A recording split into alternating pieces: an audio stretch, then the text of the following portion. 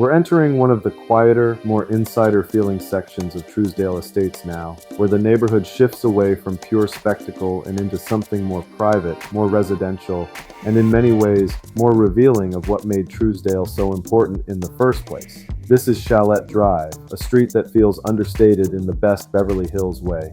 It doesn't rely on a single dramatic ridgeline moment to make its impression. Instead, it works through atmosphere. Broad lots, deep setbacks, mature hedging, long driveways, and homes that stay partially concealed until the last second.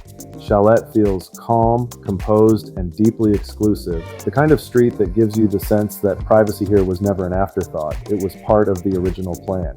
Trousdale Estates was developed beginning in the 1950s on former Doheny land, with design controls intended to preserve openness, low horizontal forms, and strong indoor-outdoor orientation, and Chalette still carries that DNA beautifully.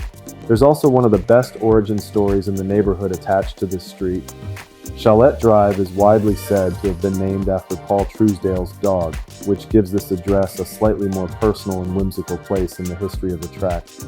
It is a small detail, but it says a lot about Trousdale itself. This was not just a subdivision, but a very specific vision of Beverly Hills luxury, shaped by one developer's taste and personality. Architecturally, Chalette is a great expression of how Trousdale continues to evolve without completely losing its roots. Even some of the newer homes here have been consciously designed to echo the neighborhood's mid-century logic.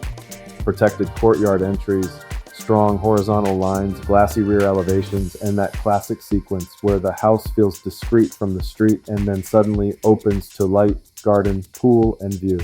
One notable Chalette residence by Mark Rios was explicitly described as paying homage to Harold Levitt, one of the most important architects associated with Trousdale's original identity.